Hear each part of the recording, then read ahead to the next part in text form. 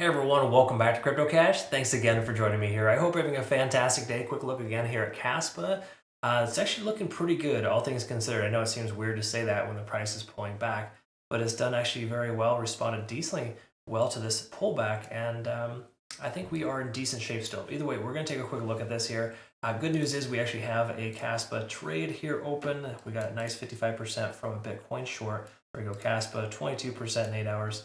That was sent on Saturday, a signal I sent on Saturday. So I think we're still in good shape to be able to secure more profit from this trade. And I'll explain more about that here in a minute. Let's go ahead and pull up the Caspa backend data here, liquidation levels, and kind of see where we're at. And what's important with this here is the fact that there's still liquidation levels to the downside we got to be mindful of, but there's also a lot to the upside too. So in the last 7 days, we can see there's quite a lot of liquidation to the upside here. That's roughly about, I don't know, somewhere in the range of $5 to $10 million in liquidation at the 16.2 and 17 cent range. Okay, we can also see a very relevant and very important amount of liquidation on the downside too, the inverse essentially.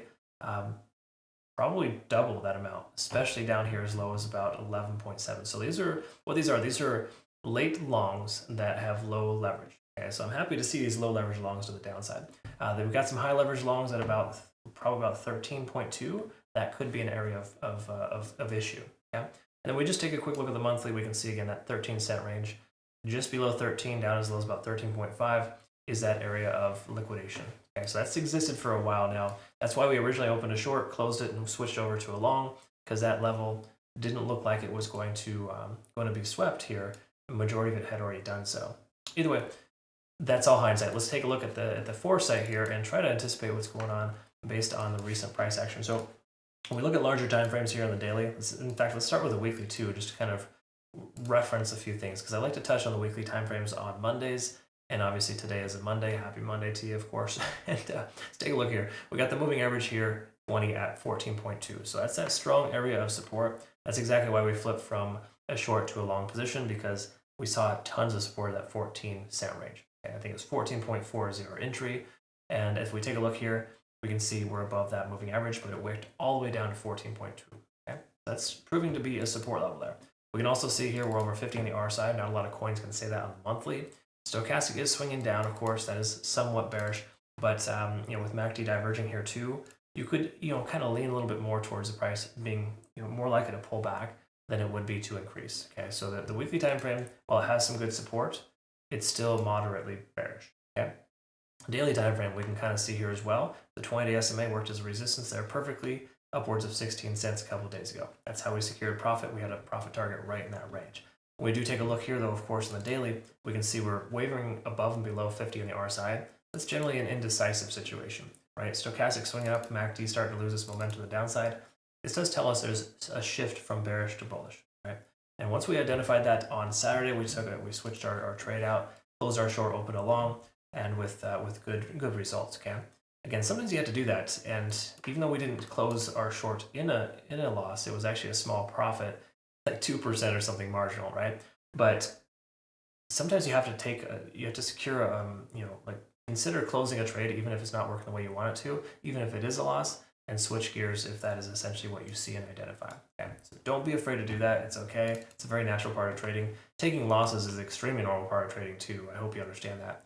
You take one loss and you're like, oh my god, my life's over. You probably shouldn't be trading. Okay, it's all about law of averages, and to our community, those who recently joined, I get it. It's frustrating. You joined with the month we triggered a couple of stop losses.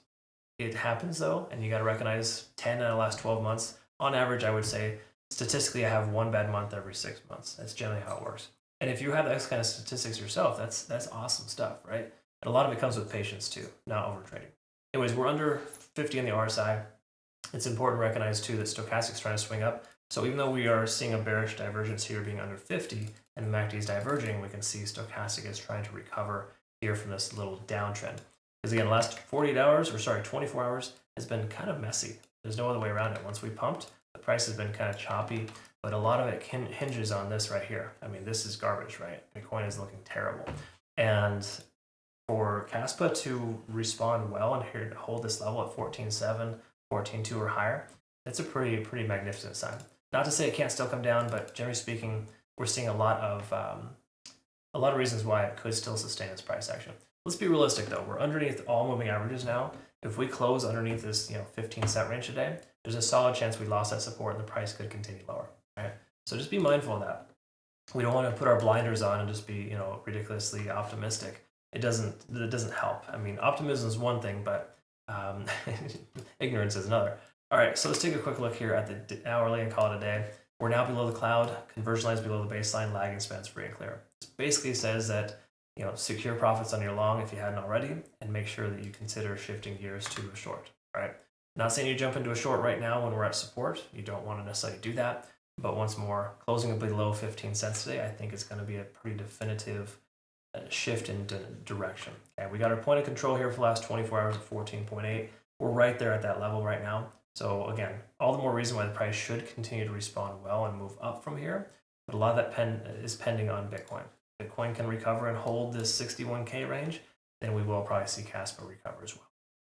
All right, so just pay attention to Bitcoin. I would say, truth is, Caspa is looking better than Bitcoin, and just in the overall sense, it's not, it's looking better than most altcoins in general.